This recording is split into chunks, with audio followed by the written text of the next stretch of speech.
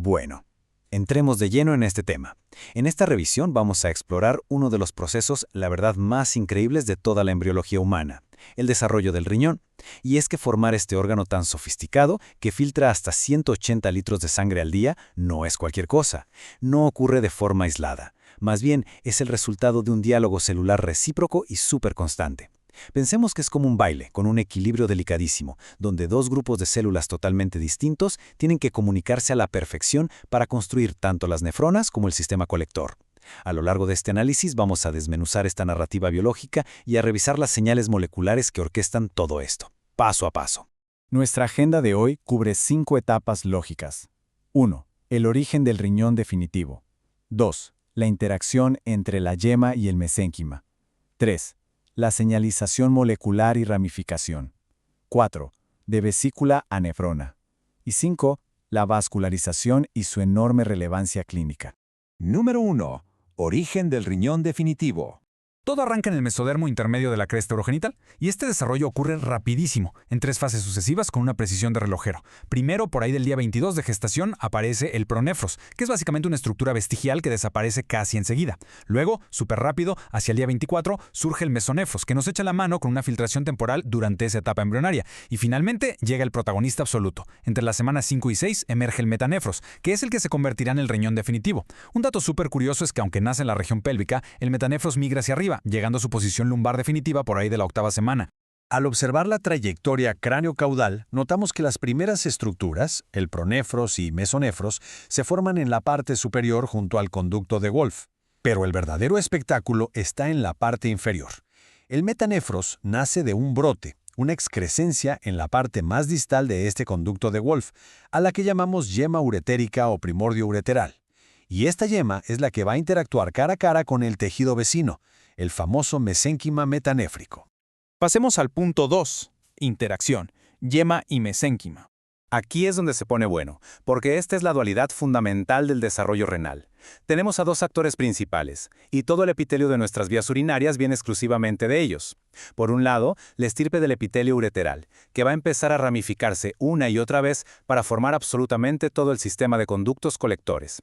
Y por el otro lado, la estirpe del mesénquima nefrogénico, que tiene que aventarse un cambio de identidad brutal, una transición de mesénquima a epitelio. Esto para poder formar los componentes funcionales de la nefrona, o sea, desde los podocitos hasta los túbulos proximales y distales. Toda la organogénesis del riñón depende literalmente de que estos dos grupos no dejen de hablarse mediante interacciones recíprocas. Si no hay diálogo, no hay riñón. Número 3. Señalización molecular y ramificación. Este mapa visual es una locura. Es básicamente la coreografía genética que hace posible todo este milagro. Es una cascada secuencial. El blastema metanéfrico da el primer paso y lanza señales a la yema para que empiece a evaginarse. Al mismo tiempo, el tejido circundante funciona como un control de calidad para que no salgan yemas donde no deben. Luego, la yema contesta el mensaje enviando señales de supervivencia de regreso al mesénquima, lo prepara para condensarse y eventualmente iniciar la epitelización y jalar a los vasos sanguíneos. Todo está perfectamente sincronizado, como una partida de tenis molecular.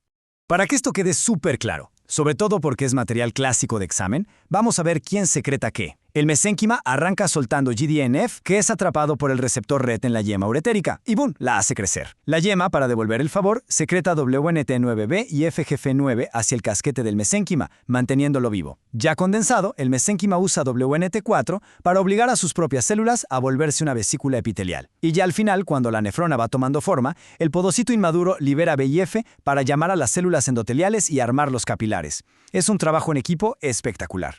Todas estas señales moleculares terminan construyendo una arquitectura bellísima.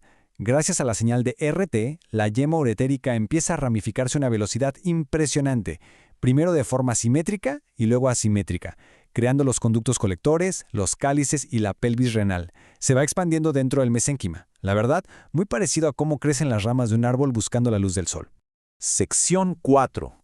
De vesícula a nefrona. Y bueno, esta es la secuencia exacta que hay que dominar. El mesénquima, ya condensado por los mensajes de la yema, se agrupa primero en un agregado pretubular. De ahí, al agarrar forma de epitelio, se convierte en la vesícula renal. Y aquí viene lo interesante. Esta vesícula empieza a doblarse sobre sí misma. Primero forma una especie de coma, el famoso cuerpo en coma, y luego se dobla todavía más para hacer el cuerpo en S. Cada uno de estos pliegues no es casualidad, va acomodando las células exactamente donde deben estar para madurar y volverse una nefrona completa y segmentado. Es fascinante la elegancia anatómica de esto. Si vemos el proceso de reclutamiento celular, nos damos cuenta de que la vesícula no se arma de un solo golpe. El momento exacto en que una célula se une al grupo decide su destino. Las primeras en llegar van a formar las partes distales que conectan con el tubo colector, y las que llegan al último terminan formando las estructuras proximales como el glomérulo. Todo este orden de llegada nos da como resultado esa arquitectura final tan precisa que vemos, donde cada segmento encaja para crear un filtro perfecto. Llegamos al 5. Vascularización y relevancia clínica. Por supuesto, filtrar sangre sin tener vasos sanguíneos es imposible, así que en las últimas fases del cuerpo en S hay una pequeña hendidura que empieza a llamar a los precursores endoteliales. Siguiendo el rastro del BGFA que sueltan los podocitos, las células endoteliales endógenas se meten directo a esta hendidura del nuevo glomérulo. Ahí adentro se organizan, se fenestran y junto con las células mesangiales que les dan soporte, arman esas asas capilares intrincadas que van a ser la base de nuestro filtro renal. Ahora, pongamos todo esto en perspectiva. 1.000.000.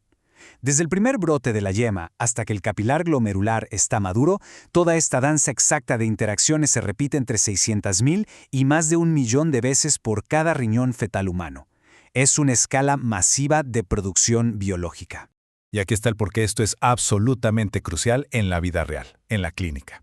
Todo este equilibrio es súper sensible. Si hay broncas genéticas o ambientales en el embarazo, por ejemplo, un fallo en el receptor RET o una alteración en nt4, el ciclo se frena. Y nacer con un número bajo de nefronas no es solo una curiosidad anatómica, es un factor de riesgo altísimo. Al haber menos nefronas, las que quedan tienen que trabajar horas extras, una hiperfiltración compensatoria que a la larga dispara el riesgo de hipertensión arterial y enfermedad renal crónica. Así que nos quedamos con esta pregunta para pensar en el futuro. Ya que conocemos a la perfección los inductores, desde el GDNF hasta el VEGF, ¿qué tan lejos estamos realmente de poder reactivar este mesénquima y regenerar nefronas de forma terapéutica en adultos con daño renal? Sin duda, es un horizonte biomédico que nos vuela la cabeza. Doctora Claudia Villegas Peredo.